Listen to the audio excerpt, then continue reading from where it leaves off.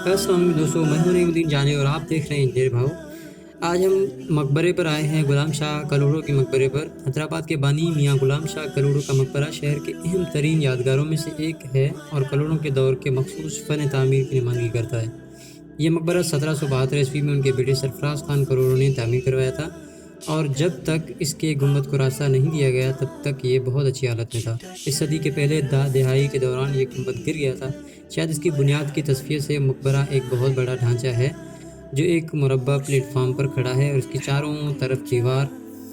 چاروں طرف ایک قلعے کی شکل میں ایک بڑی دیوار ہے۔ مقبرہ کا پورا بیرونی حصہ چمکدار رنگ ٹائلوں سے ڈھکا ہوا ہے، جس میں جو ہے وہ جیومیٹرک اور پھولوں کے نمونے کی بہت ساری قسمیں لیکن اب بری طرح خراب ہو چکی ہیں۔ خیر، اس کو دوبارہ سے تعمیر کیا گیا ہے اور اس کو دوبارہ سے جو ہے وہ تعمیر کیا گیا ہے سندھ گورنمنٹ کی طرف سے، اور جو ہے وہ بہت اچھی حالت میں اب ہے۔